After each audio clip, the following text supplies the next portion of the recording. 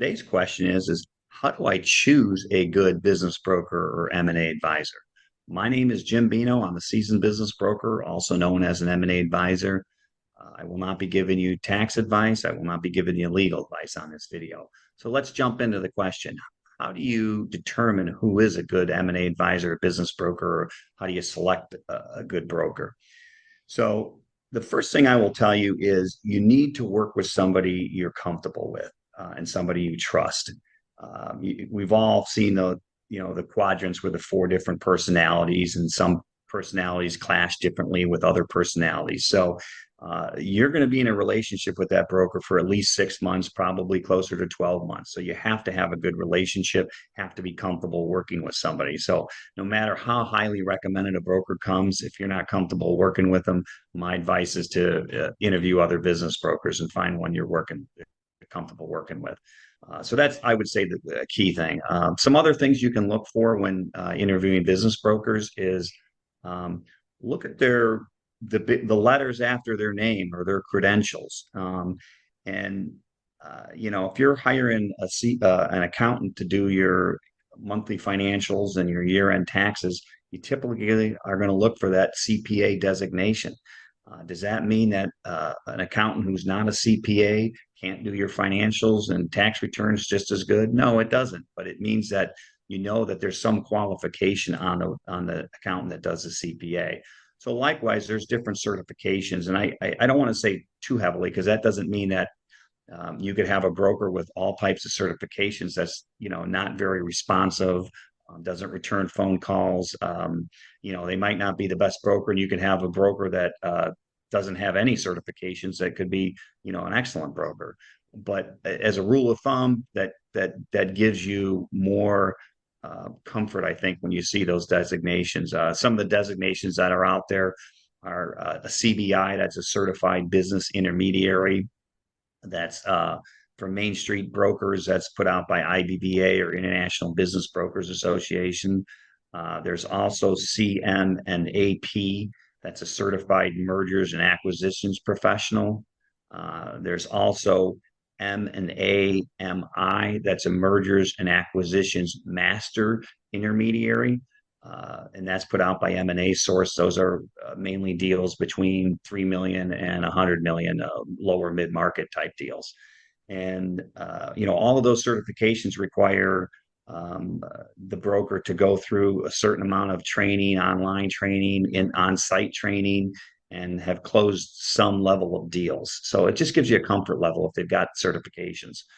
Next thing you might want to look at is, are they plugged in? So a couple of associations I mentioned, IBBA and M&A Source, those are nationwide, actually across North America. And I'm a member of both of those associations, the IBBA with the Main Street type businesses and the M&A Source with the lower mid-market businesses, but also regional type associations. For instance, MBBI, that's Midwest Business Brokers and Intermediaries. They have 4 chapters in Illinois, Indiana, Wisconsin, and Minnesota. I'm a member of MBBI.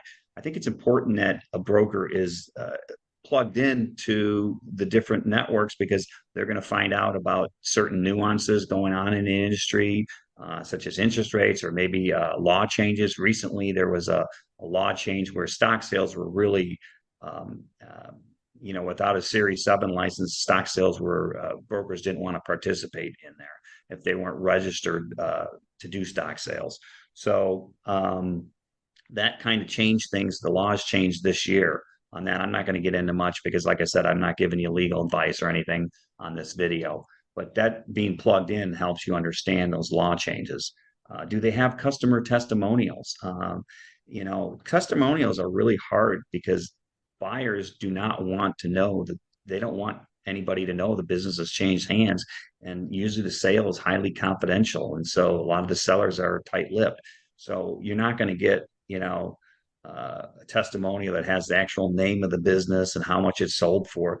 But you should be able to get testimonials from some sellers that are generic in nature and say, yeah, they helped me sell my, HVAC company or whatever. And the broker should be able to supply you with some testimonials if you ask.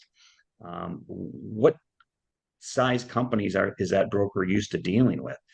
If you've got a lower mid-market company, say a business that's going to sell for 18 to 20 million, you probably don't want a broker who's used to dealing with $200,000 to $400,000 businesses, because their buyer database is going to be irrelevant for who your buyer is going to be.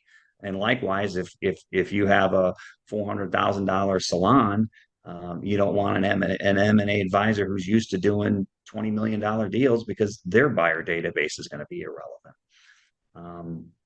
Other things is industry experience. I'm a general business broker. I don't specialize in anything, specifically, but there are brokers for certain industries. It makes sense to have a specialized broker. For instance, dental practices, accounting practices, insurance agencies, where there's thousands of those businesses across the U.S. And those specialized brokers, that's all they sell. So their database is full of buyers looking for that specific type of business. So you can decide if you want a professional that's, is specializes within the industry. Do they need to be locals? Another great question. Here's what I'll say about that. Depending on the type of deal, if it's a lower mid-market deal where it's a professional buyer group, they don't, most of those buyers aren't that concerned about the geographic region. And so, the broker wouldn't have to be local, because their contacts in their database could even though they're, could be 500 miles away or 1,000 miles away, they still might be very interested in your business. If you're selling a Main Street business, a business selling for under 3 million, most of those buyers, where the buyers are going to be the owner operator and come into the work every day, most of those buyers are within a 50-mile radius. So for those type of businesses, it probably does make sense to have a local business broker working with you. The other things you want to look at is, how are their communication skills? Are they good at emails? Are they responsive on emails? How are their accounting skills? Can they read financial worksheets and tax returns? Are they comfortable with the finance and looking at the financial statements? How are they good mediators? A lot of times when the business goes under contract, they're going to have the buyer and seller arguing about things, and the broker has to be a mediator. And are they a good negotiator? You're going to want that broker to negotiate the best price for you.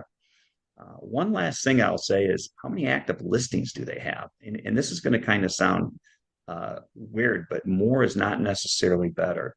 So what I mean by that is, and it really depends on the type of businesses they're working on. If a broker has 15 listings and they're working 45, 50 hours a week, that means on average they're working 3 hours a week selling a business. I do not like to have more than 5 businesses listed at one time, depending on what stages they're at. And keep in mind, I'm working with bigger businesses, usually businesses between a million and 30 million in revenue. But if I'm working 50 hours a week, that means on average I'm spending 10 hours a week trying to sell the business. If I have 10 listings or 15 listings, I feel like I'm doing my clients a disservice. But that's your personal take. And like I said, it really depends on the type of listings they have. So hopefully that gives you an idea as far as, how to select a good business broker that's right for you. That's it for today. Thanks for listening. If you enjoyed today's video, please make sure to like the video and subscribe to my channel. I'm going to have other educational videos that if you're looking to buy or sell a business, you'll find very helpful. As a reminder, I don't give legal advice or tax advice on these videos. If you want to contact me directly, you can reach me at Jim Beno at businessbrokerexpertsinc.com. That's JIMBENO at businessbrokerexpertsinc.com. Thanks for staying to the end. I have a little reward for you. I have a couple bonuses for you. Just click on the link below and find out how to get your 2 free bonus reports. Just click on the link below and get your 2 free bonus reports.